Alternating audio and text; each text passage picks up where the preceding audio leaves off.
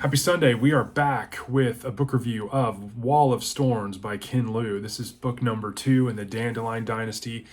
This was published in 2016. It is a fantasy genre. This is a 4-book series, and this book number 2 was about 850 pages, and it took me a while to get through it. It was good reading. Obviously, I read some other things as I was reading this, and so I really enjoyed it. I didn't enjoy it as much as book 1, but it's definitely a book that wants to further this tale. We're going through a generation, we're passing of the torch, so to speak. And so let's jump right in. The summary of the plot is we're here after Kunigaru's ascension. He is now Emperor Reagan. And so we have had years of peace, almost 2 decades. And so Kuni finds ruling very complicated in the sense that, anyone can win the throne, but it's a matter of can you maintain it?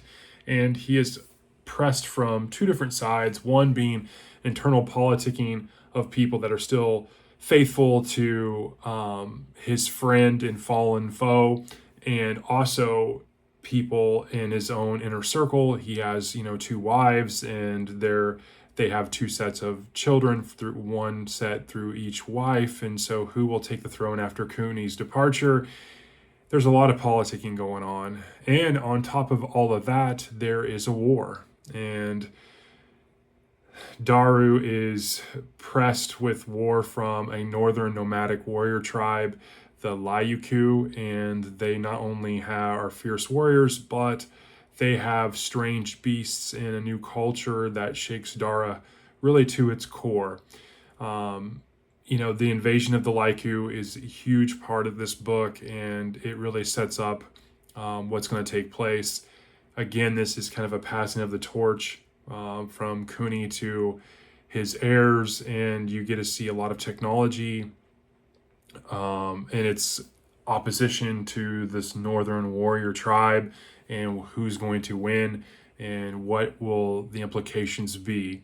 And so that's kind of the summary of this book. Along with this, you get to see a lot of different points of views and many, many characters.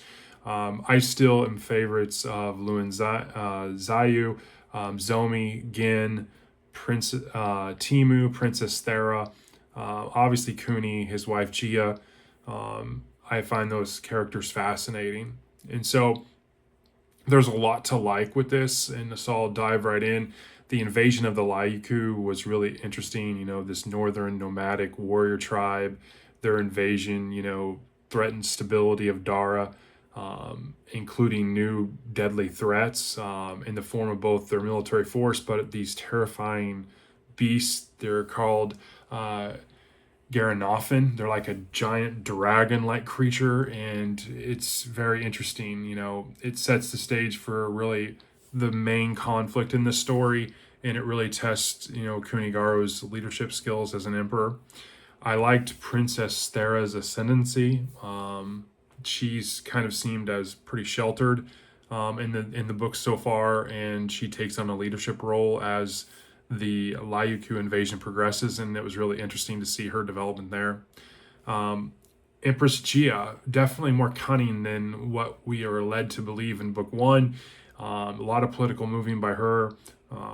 She continues to play this behind the scenes role, but she's definitely pushing a lot of the internal politicking and struggles in Dara, and she tries to do it based on her own design, thinking that she is going to further help the ascendancy of her own children. Luan Zia, one of my favorite characters, the scholar, one of Kuni's closest advisors, definitely makes a big sacrifice in this book, and you'll have to read it to see it.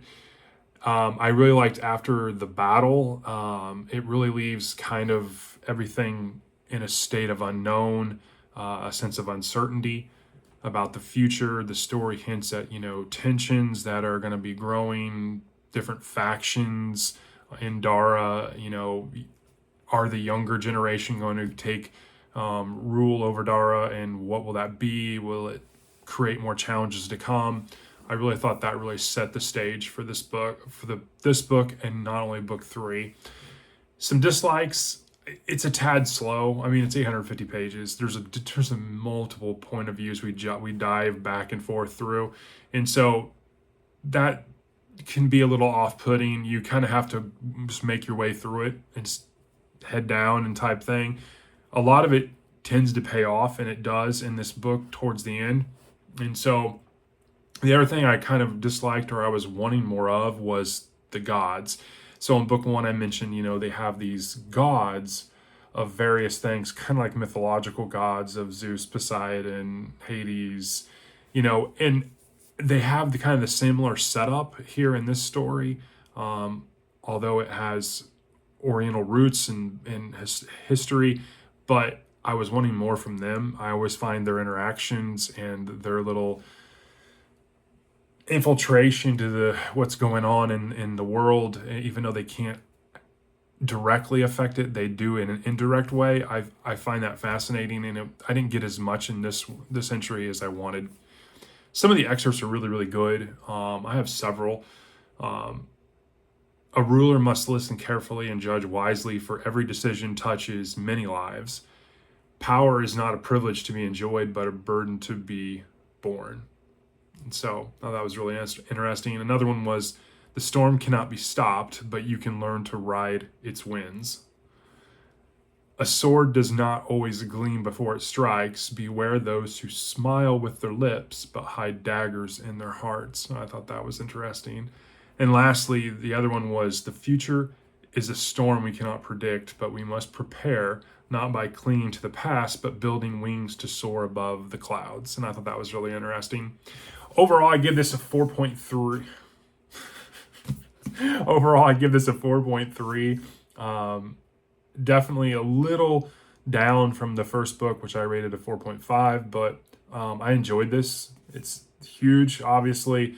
The next one's a big one as well, but I am enjoying the series. I think it's well worth the read. If you can get through some of the slower moments, there's definitely highs that are worth it. And so that's my review. I hope you're having a great Sunday. Later, I will have my weekly wrap up for you all, and I will talk to you all later.